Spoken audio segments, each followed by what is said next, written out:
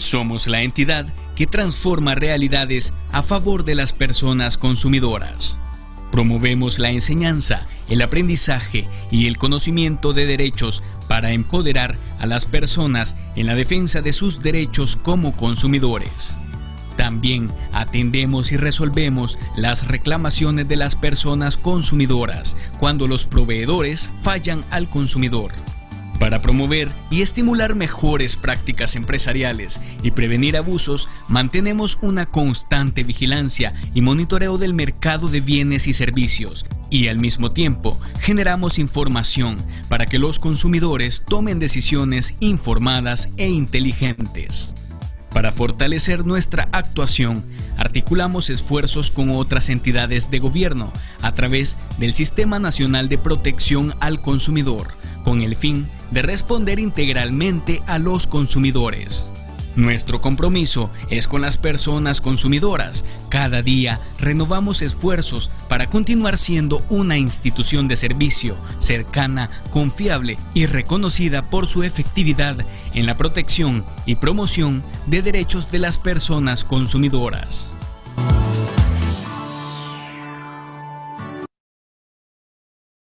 Extenderles un atento saludo de parte del licenciado Ricardo Salazar, quien no puede acompañarles en esta actividad justamente de cierre de una de las acciones centrales de la Defensoría del Consumidor, como fue la transición hacia la educación en modalidad virtual.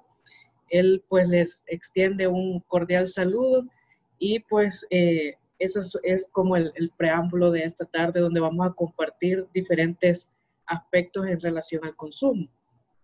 En primer lugar, también les quiero agradecer que se tomen el tiempo y que participen en estas acciones, donde estamos al cierre de un año que ha tenido diferentes escenarios, diferentes impactos, y donde justamente nos podremos tomar este tiempo, este momento para analizar qué fue lo que ocurrió en relación al consumo, cuáles son los nuevos hábitos del consumidor, qué productos fueron los que adquirió mayormente en la pandemia, cuáles eran las formas de pago que utilizó, entre otros elementos que poco a poco iremos desarrollando. Así que pues darles primero las gracias por el espacio que me conceden de poder también socializar todo este esfuerzo de investigación que realiza la Defensoría del Consumidor. Como ustedes sabrán, nosotros somos una institución que constantemente estamos monitoreando los mercados, que estamos analizando las tendencias de diferentes variables, pero que también nos interesa escuchar la opinión de nuestros consumidores. Entonces, en virtud de eso, voy a iniciar con la presentación. Justamente la hemos denominado el consumo en el marco de la pandemia del COVID-19. El corazón, por así decirlo, de la presentación justamente es una encuesta que realizamos en semanas anteriores, pero no queríamos dejar pasar esta oportunidad para compartirles una serie de datos que también creemos que pueden ser de interés para ustedes en diferentes espacios que sabemos que también se desempeñan. Lo primero es que ustedes seguramente han percibido que este año 2020 es un año de diferentes coyunturas, de diferentes impactos en el consumo, y ha sido un año bastante atípico. Esta lámina justamente les quiere mostrar esta serie de aspectos con los que durante el año tuvimos que pues prácticamente ir transitando, ir transformando a la institucionalidad de protección al consumidor. Y pueden ustedes ver que ahí tenemos todos los meses desde enero a diciembre. En enero y febrero nosotros teníamos un periodo que podemos decir que era previo a la pandemia. A pesar de que ya en China los casos habían surgido desde noviembre, diciembre de 2019, en nuestro país, entre esos meses y enero y febrero, justamente fue preparando una serie de condiciones de cara a que el virus y la pandemia se iba a extender a nuestro país. En virtud de eso, ese periodo fue justamente muy crítico para adelantar y para poder implementar una serie de acciones que luego nos permitieron apalear de una forma distinta o pues justamente afrontar esta pandemia de forma diferente. Por ejemplo, en el caso de la Defensoría del Consumidor, nosotros teníamos un monitoreo de precios de productos relacionados a la pandemia desde esos meses que eran previo a toda la coyuntura que se ha dado. Luego, en marzo, también recordarán que se dio el primer caso de COVID y también lamentablemente tuvimos el primer fallecimiento por COVID-19. Desde ese mes, desde marzo hasta diciembre, estamos viviendo la pandemia en diferentes, podríamos decir, circunstancias. Hemos tenido picos de casos detectados e identificados y solamente les quería compartir que hasta el 15 de diciembre tenemos 42.397 casos confirmados de COVID-19. Y el dato más interesante, y creo yo que es importante que ustedes lo tengan en consideración, es que a partir aproximadamente del 5 de diciembre estamos superando los 200 casos diarios que se están confirmando. Esto ha llevado a que el gobierno de la República ha generado toda una campaña y nosotros como Defensoría les hacemos un llamado a atender todas las medidas de bioseguridad y a no bajar la guardia porque la pandemia continúa. Ese es el escenario. Pero en paralelo a este tema, que podríamos decir que estaba más vinculado a la salud, también teníamos una serie de medidas que iban a derivar en algunos efectos en la economía y por lo tanto en el consumo. Durante los meses de marzo, abril y mayo, nuestro país, al igual que todos los países en el mundo, experimentó una serie de medidas de confinamiento, de restricción de movilidad y sobre todo de restricción de determinadas actividades económicas que no eran consideradas esenciales.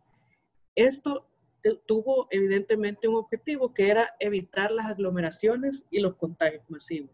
Entonces ustedes recordarán que durante esos meses se vivieron diferentes escenarios donde la población tenía determinadas condiciones para salir y para hacer todas sus compras, etcétera, pero lo más importante también es que la actividad económica también experimentó algunas restricciones que eran necesarias para contener una propagación rápida o acelerada del virus.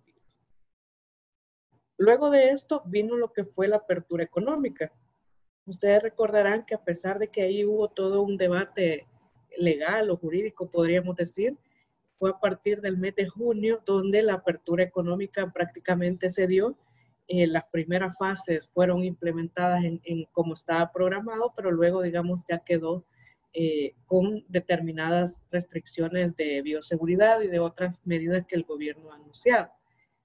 Pero justamente ese es el escenario. Tuvimos un periodo más cerrado, digamos, de confinamiento y de restricción, y luego un periodo de apertura económica, que también habrá que ver cómo se va a ir comportando la cantidad de casos, porque justamente durante el mes de diciembre hemos tenido esa alza que les comentaba hace unos momentos. Pero esto no era, digamos, todo el escenario con el cual nos enfrentábamos como país y como Agencia de Protección al Consumidor. En el mes de mayo recordarán que tuvimos la presencia de la tormenta Amanda, que también viene a impactar en todo el tema de la producción, sobre todo de granos básicos y de alimentos. Tuvimos en el mes de junio la tormenta Cristóbal, justamente terminando una de las tormentas, iniciaba la otra, y en paralelo teníamos los efectos de los polvos del Sahara, que también venía a impactar la salud de nuestra población. Eso durante los meses de mayo, junio. Fíjense, ya ahí vemos tres momentos, ¿verdad? Estamos hablando de que estábamos con pandemia, estábamos con medidas de restricción, pero también apertura económica, y a eso le adicionamos las tormentas y los efectos de los polvos del Sahara. Luego, ya en el mes de julio, tuvimos el problema de la langosta centroamericana, que también impacta a la producción y sobre todo al área rural. Y en el mes de octubre lamentamos que debido a unas tormentas también bastante fuertes, se dio lo que fue el derrumbe en el municipio de Nejapa, en la comunidad de Los Angelitos, que también, pues obviamente es algo que se lamenta en nuestro país y que también implicó institucionalmente apoyar y destinar diferentes esfuerzos a esta comunidad. Y por último, durante el mes de noviembre tuvimos lo que fueron el huracán ETA y el huracán Iota, que de nueva cuenta en nuestro país quizás su efecto fue menor que en otros países de la región centroamericana, pero no debemos de perder de vista que nuestros mercados están íntimamente conectados, especialmente en el comercio de alimentos, de granos básicos. Nosotros tenemos definitiva una fuerte comercialización con el área centroamericana y por lo tanto ahí también tuvimos como institución que enfrentar esa situación. Este es como les decía, un panorama bastante rápido de lo que ha sido todas las coyunturas en este año y de que ha sido en definitiva un año bastante atípico y que ha generado una serie de efectos en nuestra población y en nuestros consumidores. Teniendo en cuenta todo ese marco, surgía la inquietud de cuáles iban a ser esos desafíos que íbamos a afrontar en el tema de consumo, porque tal como vieron había un impacto en la salud y un impacto también en la economía, y ni hablar de otros impactos que vienen más orientados a la psicología de las personas, a diferentes cambios en el comportamiento. Entonces, acá les enlisto brevemente un par de desafíos que nosotros identificamos en esta área. Sabíamos que teníamos restricciones de movilidad para evitar justamente los contagios. Esto también derivaba en ciertas dificultades en las cadenas de suministro que se fueron subsanando en la medida de que iba desarrollándose la pandemia, pero obviamente en el consumidor generaba un efecto de que los productos se podían escasear o subir de precio. También tuvimos ciertos desequilibrios temporales en la oferta y la demanda.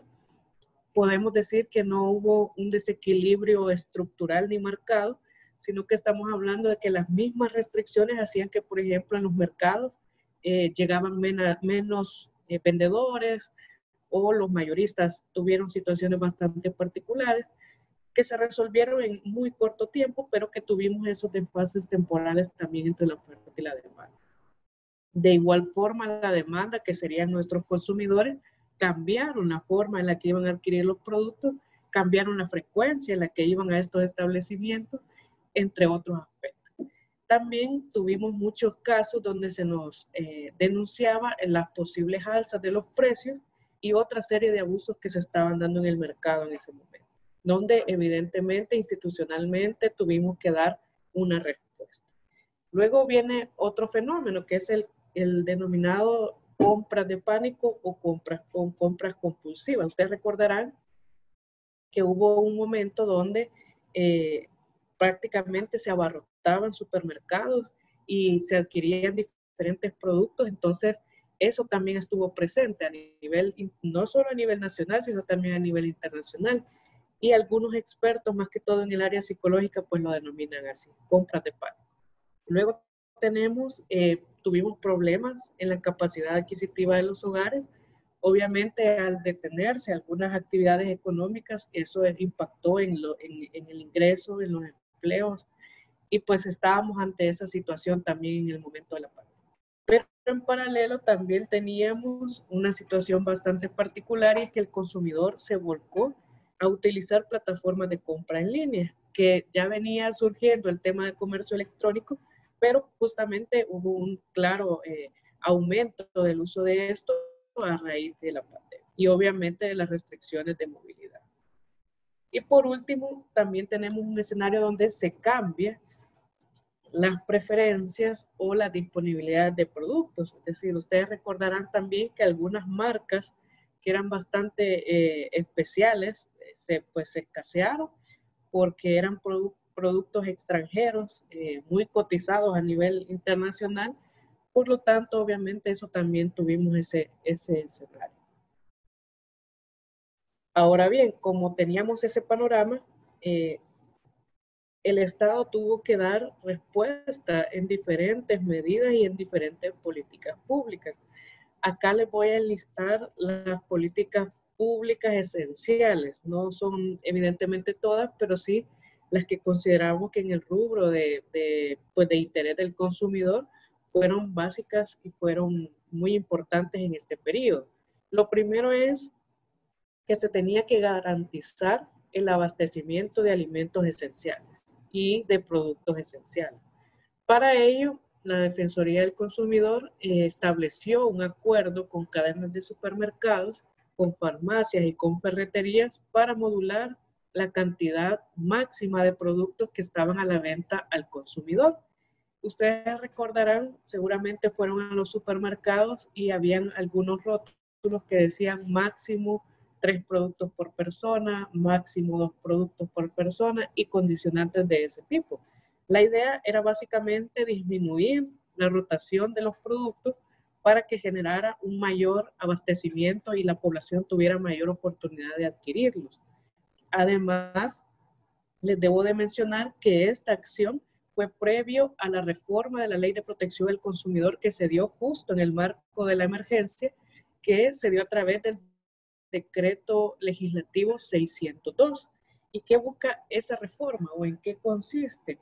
En que la Defensoría del Consumidor ahora tiene la facultad para restringir y regular las cantidades a adquirir por consumidor de los bienes intermedios y finales en un contexto de emergencia nacional, tales como pandemias, epidemias, siempre que se trate de productos esenciales.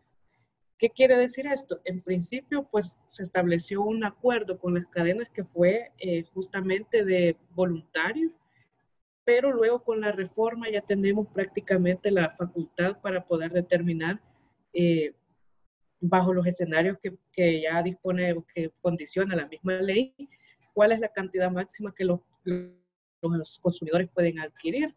Porque en ese momento, pues evidentemente quien tenía capacidad para comprar, quien tenía ingresos, pues podía también acaparar y eso afectaba a los demás consumidores y también podría generar un efecto en los precios. Entonces, esta es la primera que les quería compartir.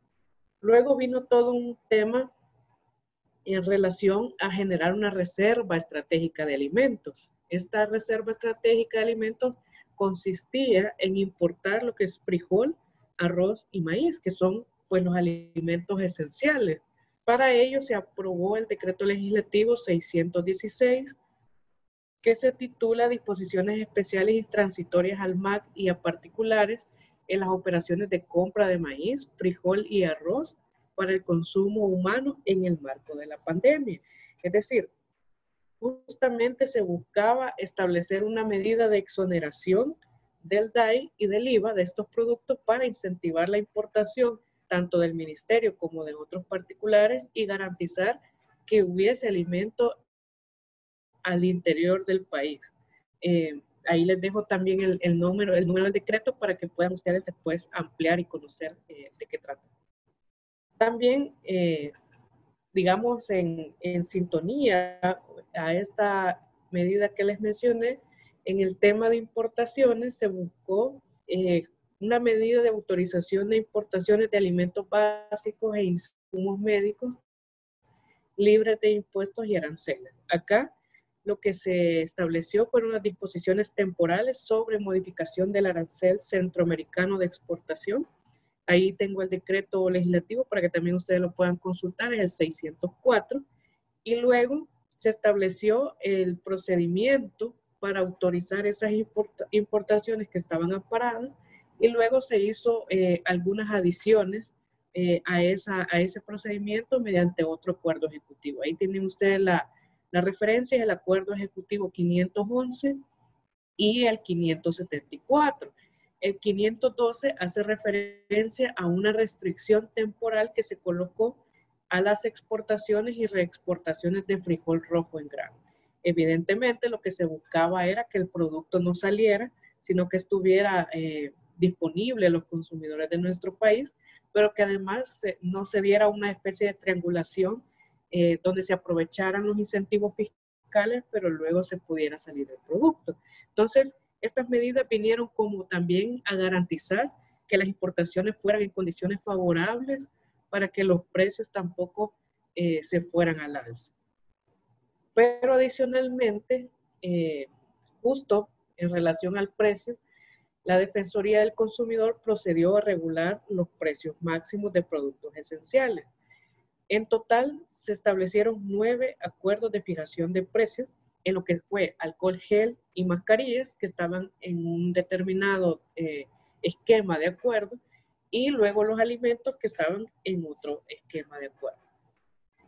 Ahí les dejo también la referencia de los acuerdos, el 22, el 27, 28, 31, 33, 35, 37, 38 y 39. ¿Qué ocurre en todos estos acuerdos? Se generan los primeros acuerdos, por ejemplo, para regular los precios de alcohol, gel y mascarilla. Pero evidentemente en el acuerdo hay una disposición donde la Defensoría puede modificar esos precios de forma oficiosa porque identificamos que el mercado está comportándose de una forma distinta, o también porque los proveedores presenten una causa y presenten la documentación adecuada para solicitar que ese techo se suba.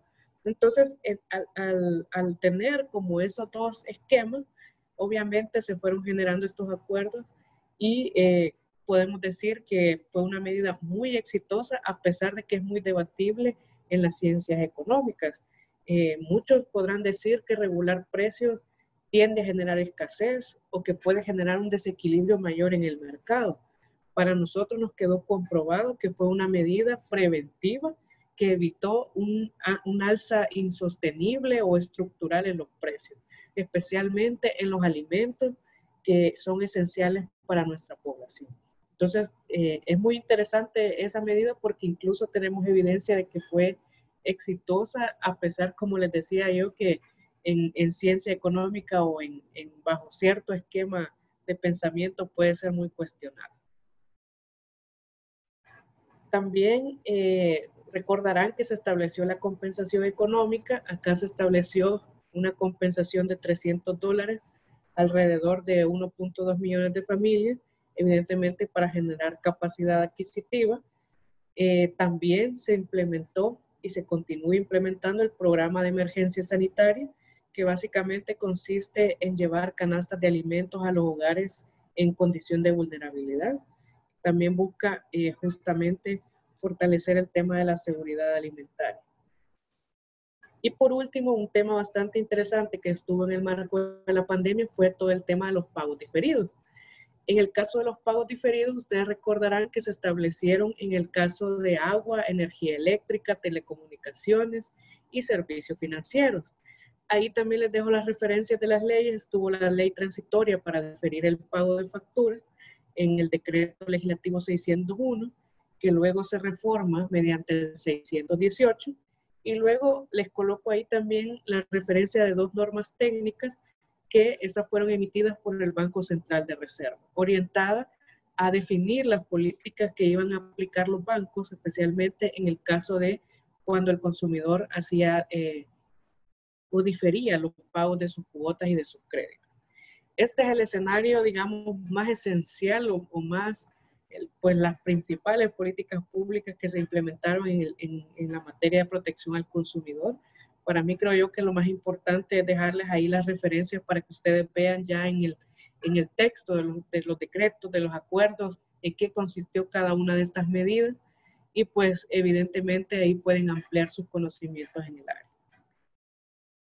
Ahora bien, para nosotros como Defensoría del Consumidor también significó un reto todas estas medidas, porque cada una de ellas tuvo diferentes impactos o diferentes, podríamos decir, resultados en nuestros consumidores.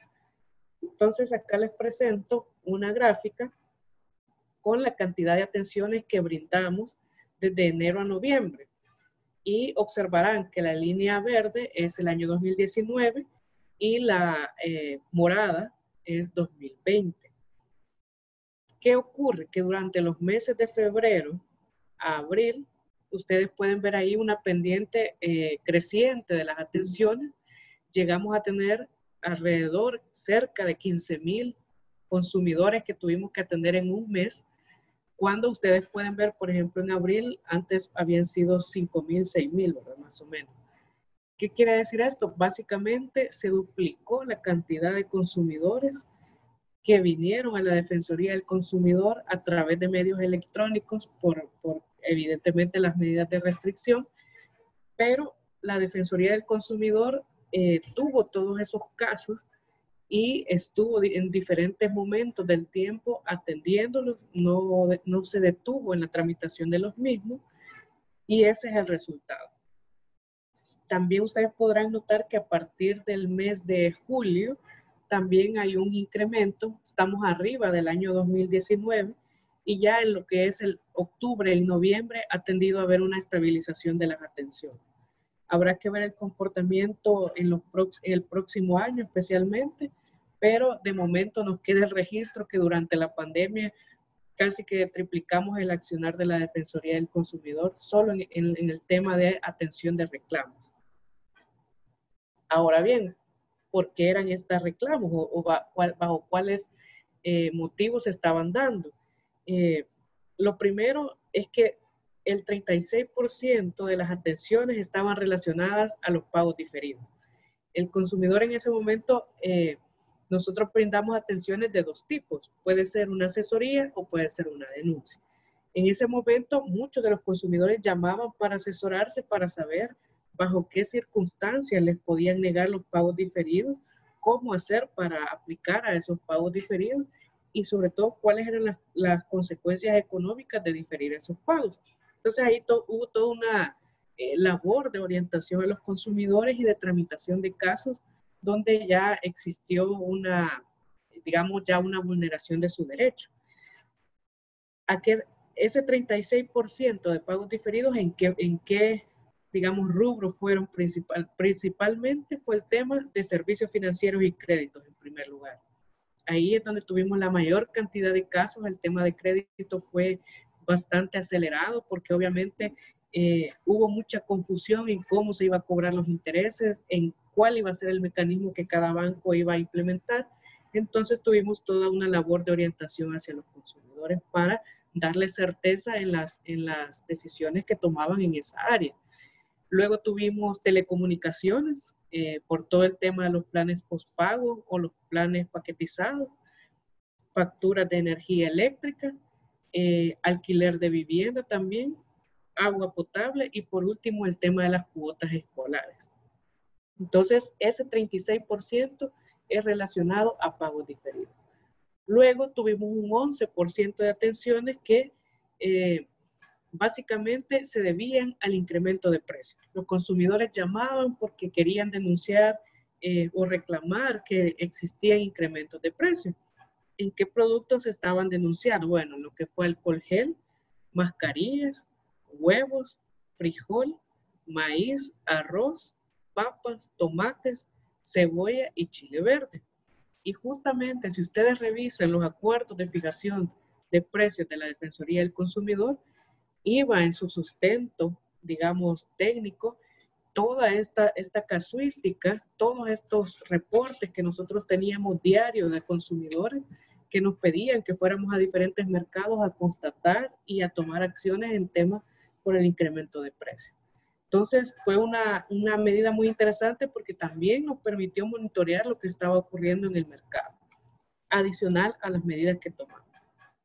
Y por último, un 6% se debió a consultas en relación a la transferencia de los $300.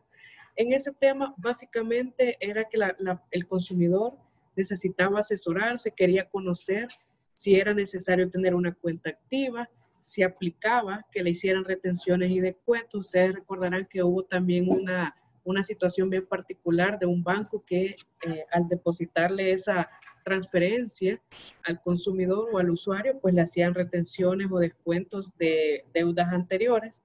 Y bueno, todo ese tema también se tuvo que tramitar.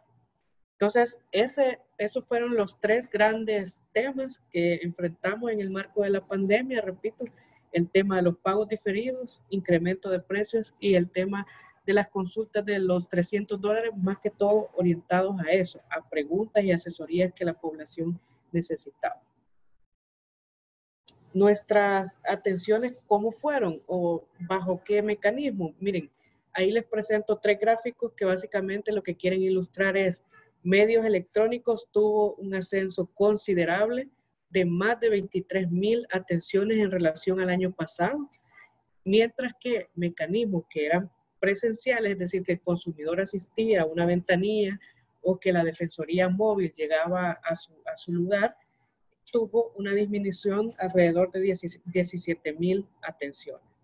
Esto creo que ya notaba el patrón evidente donde el consumidor se iba a orientar al uso de medios electrónicos por todo el tema de la pandemia, y eso genera una disminución en los otros mecanismos, pero un ascenso en medios electrónicos. Con lo cual nosotros implementamos también una serie de medidas internas para poder atender esta demanda que teníamos, tanto de tema podríamos decir, informático como de talento humano. Entonces, es bien interesante que aquí ya veíamos una primera transición hacia los medios electrónicos.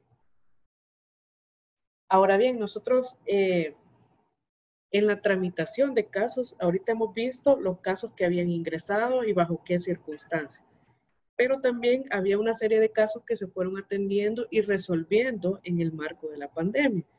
En total se han recuperado 28,9 millones en lo que es de enero al 30 de noviembre.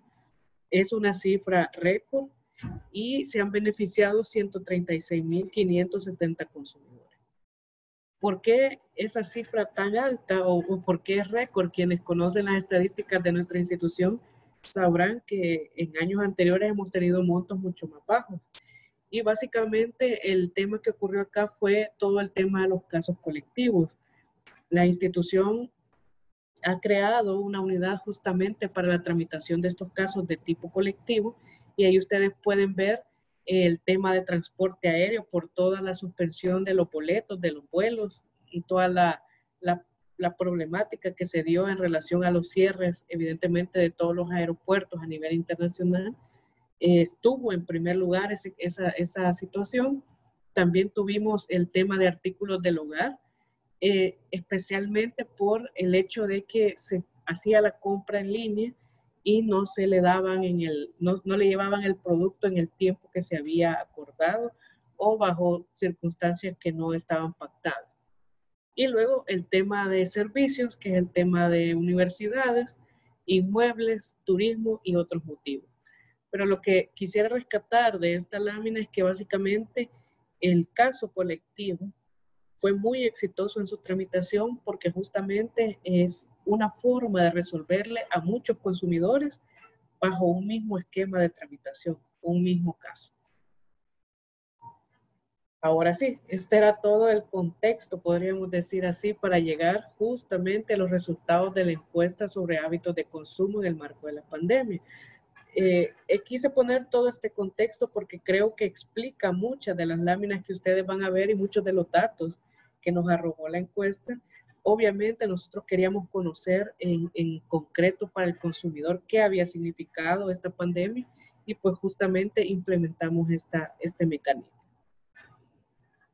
¿Cuál era el objetivo? Bueno, obviamente monitorear los hábitos de consumo en el marco de la pandemia, para lo cual establecimos secciones de ingresos, gastos, productos, a qué establecimientos comerciales fueron, frecuencia de uso de medios electrónicos, entre otros.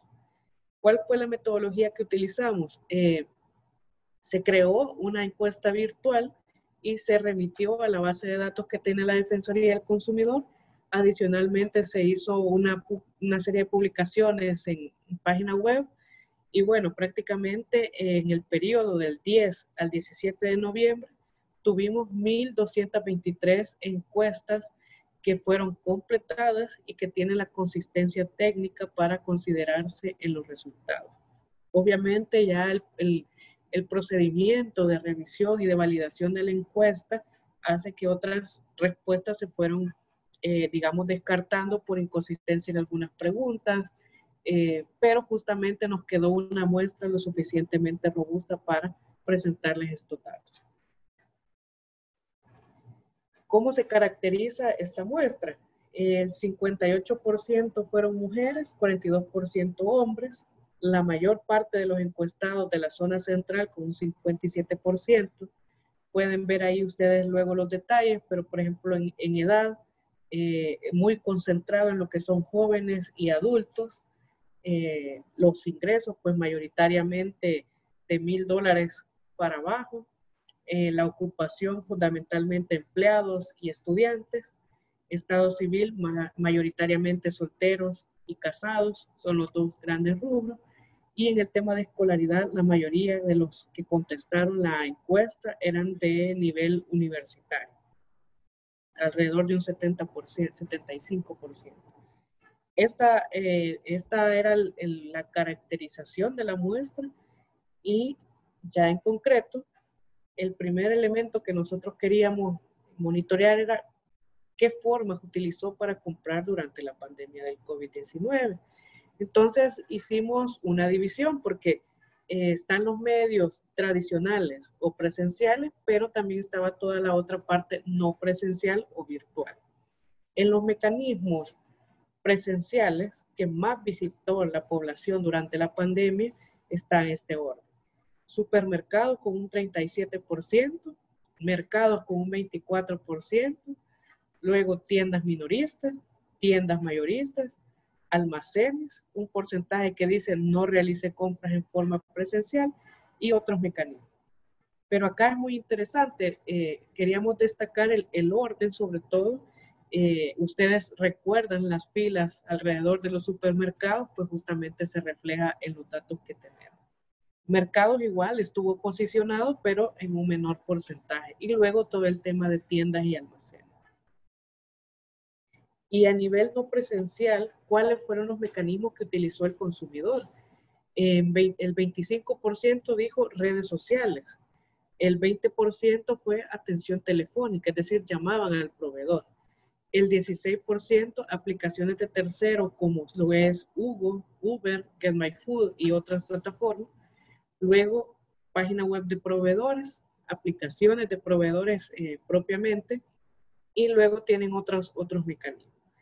¿Qué es lo esencial de esta forma? Lo que estamos viendo es que hubo mucha orientación al tema de redes sociales y aplicaciones de otros proveedores. Este tema, digamos, es muy interesante de analizar porque ustedes recordarán que en redes sociales se difunde diferente tipo de publicidad, diferentes formas de pago y hay que tener mucho cuidado con el tema de los fraudes u otro tipo de publicidad engañosa u otro tipo de problemáticas que surgen en ese tipo de mecanismos.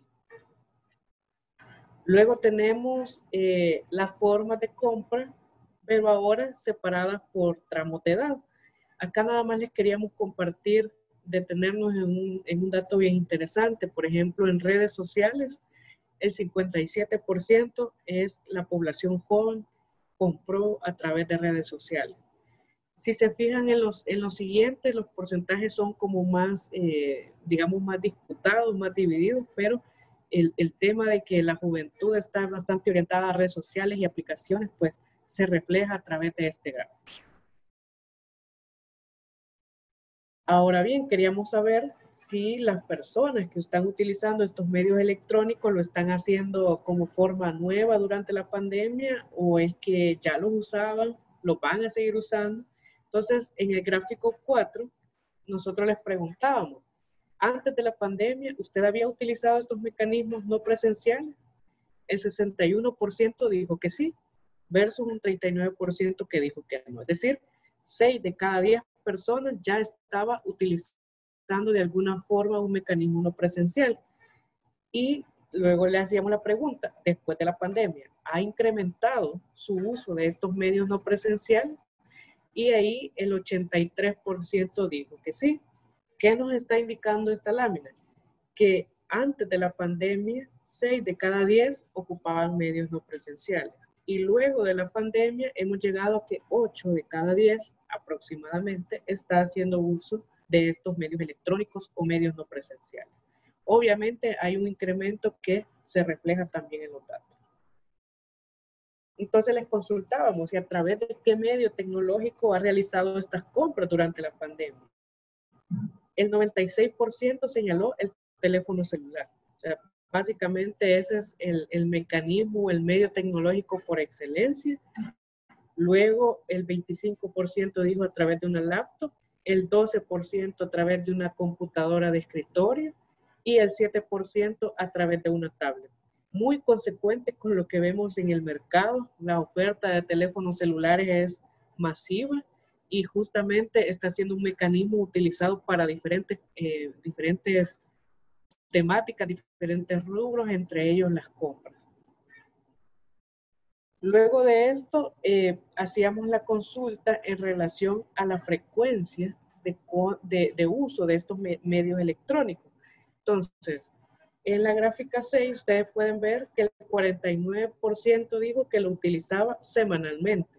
El 45% dijo en forma mensual y solamente un 6% diariamente. ¿Qué quiere decir esto? Que a pesar de que incrementó el uso, la frecuencia todavía no termina de ser diaria, podríamos decirlo así.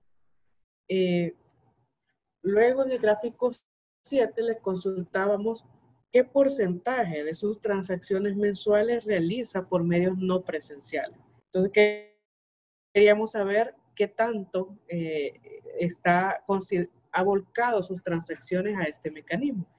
Y básicamente el 43% dijo, menos del 25% de mis transacciones las hago por esta mecanismo. El 28% dijo entre el 26% y el 50%. ¿Qué ilustra esta lámina? Que en realidad todavía hay un espacio de crecimiento de estos medios electrónicos en relación a la frecuencia y a la cantidad de transacciones que hacemos. Es decir, puede ser que las personas, a medida que pase el tiempo, lleguemos a utilizarlo diariamente para realizar compras y que ya no lo utilicemos solamente para hacer compras en el supermercado o compras financieras, sino que ya toda la parte de compras se realice bajo estos mecanismos. Se vislumbra que la transformación tecnológica va a llegar a eso, pero digamos de momento en relación a la frecuencia y la cantidad de transacciones, aún hay un espacio que se puede seguir avanzando. Luego había otra pregunta muy interesante y era en qué productos había aumentado su consumo durante la pandemia, es decir, cuáles fueron los productos donde usted incrementó el consumo, básicamente. El 60% dijo mascarilla. Evidentemente, antes de la pandemia, muy pocas personas imaginamos que íbamos a llegar a utilizar mascarillas diariamente. Incluso hay personas que utilizan 2 por su trabajo, etcétera. Pero obviamente ahí ocurrió un incremento. El tema del alcohol gel, también otro producto que no teníamos contemplado previo a la pandemia. Recordarán que estos 2 productos, tanto como mascarillas como alcohol gel, son esenciales. Ahora básicamente todos andamos con nuestra botellita de alcohol gel y nuestra mascarilla, y eso es algo que definitivamente lo transformó la pandemia. Adicionalmente, el 34% señaló que había incrementado su consumo de frijol, el 30% de verduras, el 28% señaló la lejía y el cloro, el 26% señaló el arroz, el 25% frutas, 24% vitaminas, 22% el pollo y el 17% la carne de res. ¿Qué pueden ver ustedes en esta lámina? Dos cosas que a mí me parecen muy interesantes. Lo primero es porque teníamos una variedad increíble de productos, había más de 30 productos que el consumidor en esta pregunta podía seleccionar, pero básicamente tenemos en los primeros 10 lugares alimentos, insumos médicos o productos de limpieza. Básicamente la pandemia aceleró todo el tema de insumos médicos como es mascarilla, alcohol gel y el tema de las vitaminas.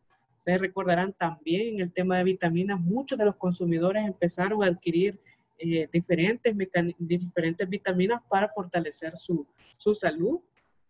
También todo el tema del aseo del hogar, el aseo de las oficinas, de todos los espacios, y ahí es donde surge el tema de la lejía y el cloro. Y el otro segundo tema bastante interesante es en alimentos. Si se fijan, son los alimentos básicamente o los alimentos más esenciales, frijol, verduras, frutas, arroz. Y luego está el tema del pollo y de la carne. La población pues pasaba más tiempo también confinada en su casa y tenía un consumo diferente al que podía tener en su, digamos, en su cotidianidad previo a la pandemia. Este es un top 10 de productos que pues el consumo aumentó durante la pandemia del COVID-19 a partir de los datos de la encuesta. Como les repito, aquí hay una infinidad de productos que nosotros colocamos para que el consumidor decidiera, pero estos fueron los que mayoritariamente se señalaron. Ahora bien, ya vimos la forma de compra, vimos los productos que están adquiriendo. Ahora les preguntamos acerca de los hábitos de consumo que adquirió durante la pandemia. Y ojo, que allí la pregunta era qué adquirió durante la pandemia y qué piensa mantener posteriormente. Es decir, que ahí estamos hablando de un cambio de un hábito de consumo que no es del todo coyuntural. Es decir, que piensa mantener en diferentes periodos de tiempo. El 76% dijo que uno de los hábitos que adquirió y que va a mantener es evitar aglomeración. El 68% dijo que iba a realizar, que realiza y que va a continuar realizando una mayor planificación de las compras. El 61% dijo compras de insumos como alcohol gel, mascarillas, guantes, termómetros. Luego le sigue con un 56% mayor limpieza del hogar, del trabajo, etc. Un 48% dijo que iba a monitorear y a priorizar sus gastos. El 46% un mayor aseo personal. El 45% dijo la utilización de medios virtuales para realizar compras. El 27% dijo un aumento en los pagos con tarjeta versus los que se realizan en efectivo. Y un 25% el consumo de vitaminas. ¿Qué pueden ver ustedes acá en esta lámina? Muy interesante porque hay algunas que son medidas, uno podría decir sanitarias, pero que el consumidor las quiere mantener. El tema de evitar aglomeraciones, el tema de consumir vitaminas o el tema de la mayor limpieza tanto personal como de los espacios del hogar, del trabajo, etc. Y también muy interesante el tema de la planificación de las compras y de los gastos. Que consideramos que la pandemia también nos ha hecho reflexionar o al menos ver lo esencial que es en nuestra vida determinados productos y los que no son esenciales. Y además hay que recordar que el efecto de la pandemia en los ingresos, en los empleos, obviamente pone a los hogares en una condición de priorización de gastos, de analizar, de monitorear sus gastos, de evitar mayores, digamos, niveles de consumo que no sean necesarios, y eso es algo que se está reflejando en los datos.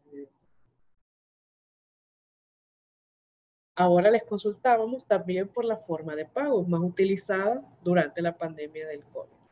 ¿Cuál fue la forma de pago que más utilizó? El dato nacional, digamos, o global, indica que el 45% utilizó pagos en efectivo. Luego, un 26% tarjeta de débito, un 17% tarjeta de crédito y un 12% realizó pagos electrónicos. Aún el efectivo sigue, digamos, mayoritariamente, ustedes pueden ver en las formas de pago, pero la presencia tanto de la tarjeta de débito como la de crédito ya fue mayor. Y justamente llama la atención que en pagos electrónicos también ya adquiere un 12%. Ahora bien, este dato nosotros lo desagregamos según las zonas, la zona central, la zona occidental y la zona oriental. Fíjense en algo bien interesante. En la columna que dice efectivo, la zona central, 31%, mientras que occidente y oriente, 61 y 65%. ¿Qué quiere decir? Están pagando en efectivo mayor porcentaje en la zona occidental y oriental que en la zona central. Y esa situación obviamente se refleja a la inversa en lo que es tarjeta de débito y la tarjeta de crédito. Fíjense la tarjeta de crédito, zona central 25%, zona occidental 7%, zona oriental 9%. ¿Qué quiere decir esto? Que a pesar de que aún ha existido un aumento en el uso de la tarjeta de débito y de crédito, no es lo mismo en la zona central que en la zona occidental y oriental. Aún hay una brecha en el comportamiento de esta zona. Entonces, es muy interesante porque también eso habla de los espacios de crecimiento de estas formas de pago y de cómo se puede ir moviendo en los próximos años. Evidentemente, la forma de pago, por ejemplo, electrónica, es algo que hace años no existía ni se utilizaba. Ahora ya tenemos un 12% y obviamente la zona central es quien mayor porcentaje registra, pero ahí habrá que ir viendo los mecanismos y cómo se van a ir comportando las zonas. Hay un aumento del uso de tarjeta, pero diferenciado. Eso podemos concluir. Ahora bien, en el gasto hay algo bastante interesante. Les preguntábamos cuál había sido el gasto promedio mensual durante la pandemia del COVID-19. El 72% dijo menos de $600. Ustedes se fijan, digamos, el margen va de 200 a 599, pero podríamos generalizar y decir menos de $600, 72%. Ahí estuvo concentrado el gasto. Esto es muy interesante porque también ustedes saben que aquí existe un contraste en relación a los ingresos, en relación a los estratos. Entonces hay que prestarle mucha atención a este gasto porque obviamente la selección o la incorporación de otros productos que antes no se tenían ha venido a que el consumidor tiene que comprar otros productos, alcohol gel, mascarilla, y ahí entra mucho en juego el tema de los hábitos, es decir, la priorización de los gastos. Entonces, es un tema que también estuvo ahí presente.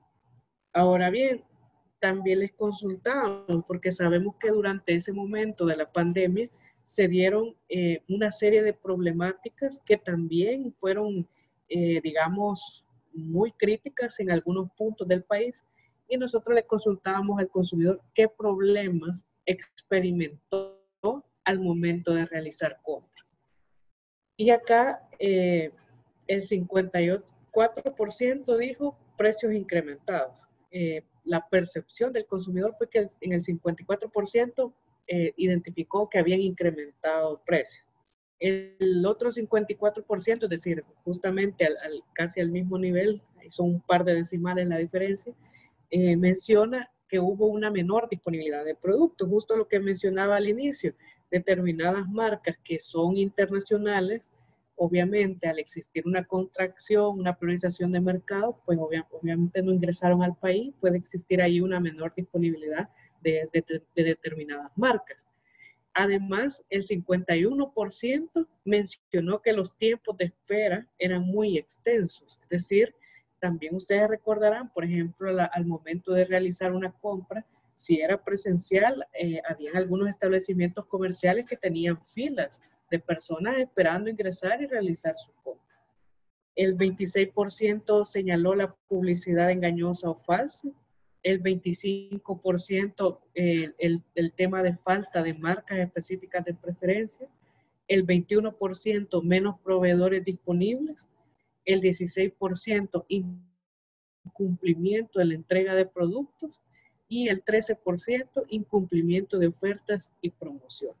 Podrán notar ahí que fueron evidentemente problemáticas, algunas que son, podríamos decir, usuales, como es el tema de la publicidad engañosa o falsa, pero el resto se derivaron de una serie de medidas y de mecanismos nuevos del mercado, por ejemplo, el incumplimiento de la entrega de productos. Muchos de los proveedores se vieron abarrotados de pedidos en sus plataformas electrónicas y entonces dar respuesta a la demanda en ese momento les llevó a contrataciones, a mejorar su mecanismo virtual o electrónico de venta. Entonces, todo esto estuvo también inmerso durante la pandemia en el caso del consumidor. Ya para ir cerrando y no cansarlos mucho, nada más les quería puntualizar algunas de las conclusiones que hemos llegado. Nosotros les vamos a compartir esta presentación. Además, les voy a hacer llegar la lista de preguntas concretas. Si se fijaron, algunos de los gráficos llevan las preguntas, pero otros más que todo llevan una afirmación, pero se las vamos a compartir con todo gusto para que ustedes puedan explorar. La primera conclusión es que en el marco de la pandemia se identificó un auge en el uso de redes sociales, aplicaciones y medios electrónicos para realizar compras. Y en la modalidad presencial, los supermercados fueron el lugar más visitado para realizar las compras. ¿Por qué esto es importante?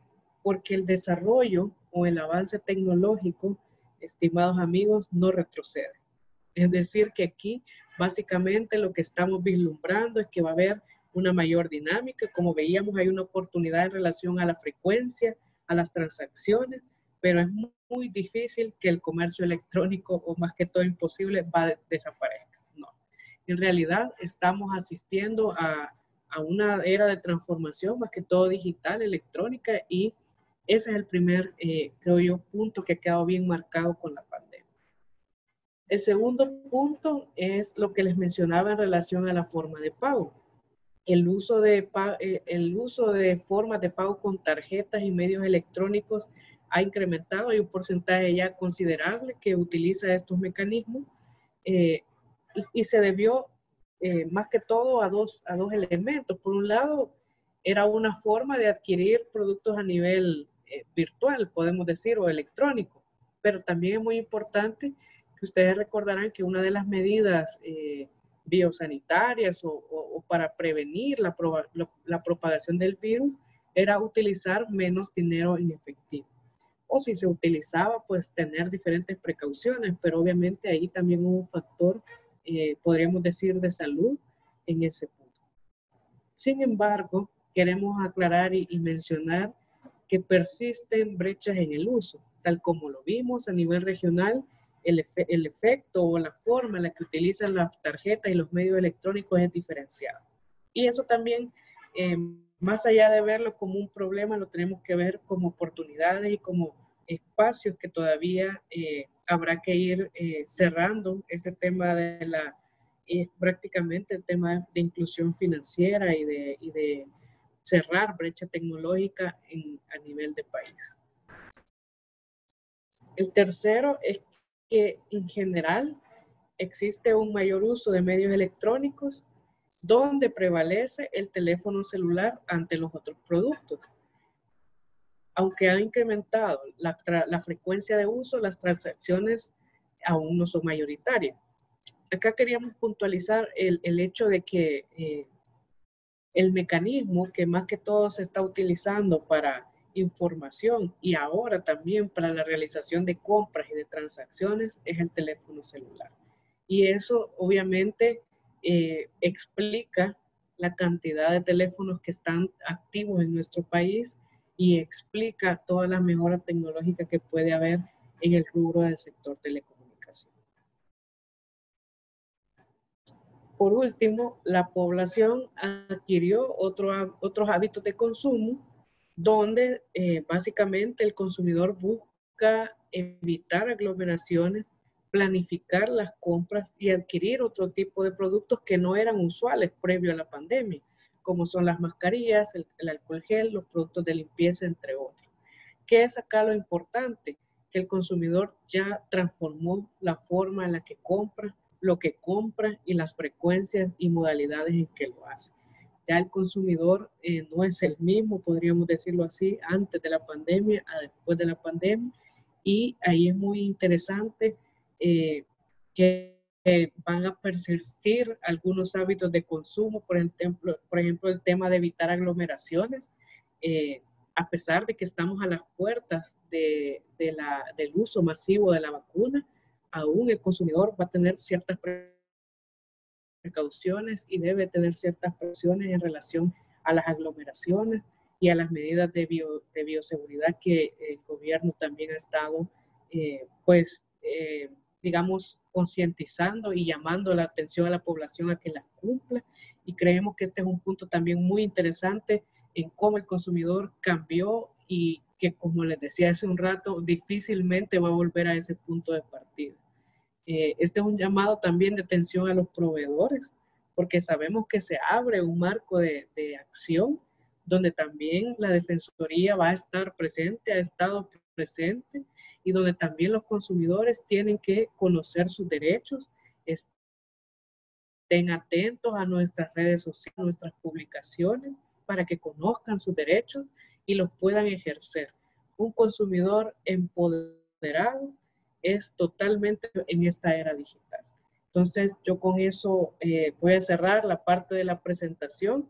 Les agradezco por su atención, por el espacio que me han brindado y pues aquí estamos atentos a sus inquietudes, a sus dudas, sus comentarios.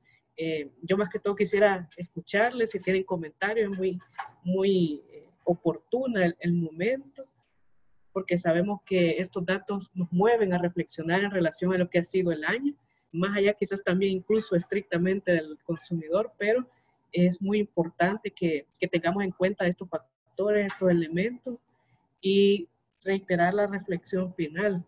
Hoy es cuando necesitamos más una ciudadanía empoderada en sus derechos, porque la era digital abre una serie de oportunidades, pero también una serie de posibles escenarios de abuso que nosotros como ciudadanía debemos de estar alerta, adicional a la protección que nosotros como institución estamos obligados a brindarles.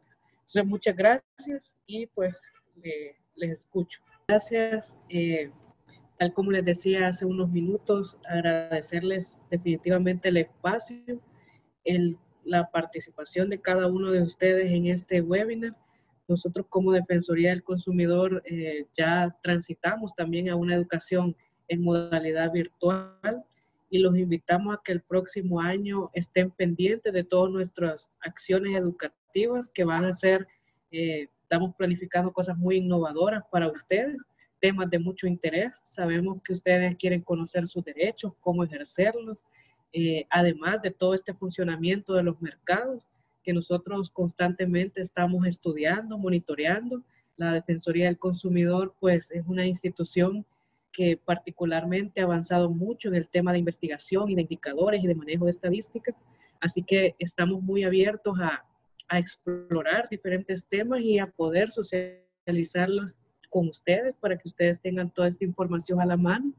Y nada más, el mensaje creo yo que les quería transmitir justamente es ese, ¿verdad? Conozcan sus derechos, estén pendientes de nuestra información, porque un consumidor empoderado es un consumidor que difícilmente va a ser engañado, así de simple. Entonces, nosotros estamos para tutelar sus derechos en caso que eso ocurra, pero en la medida de lo posible queremos construir una sociedad formada, una sociedad empoderada y una sociedad activa. Nosotros creemos en una población que tome una participación fuerte, organizada de sus derechos, que creemos que es muy importante en nuestro país. Entonces, nada más agradecerles, darles las gracias. Yo sé que varios de ustedes han estado en los webinars anteriores de todo el año. Prácticamente hay muchos de ustedes que nos siguen en las diferentes temáticas y lo hacemos con mucho, no solo porque es nuestra obligación, sino con mucho cariño y con mucha disponibilidad para que ustedes tengan todo esto a la mano y nuestra institución pues quiere justamente estar cerca de ustedes. Muchas gracias y con eso me despido.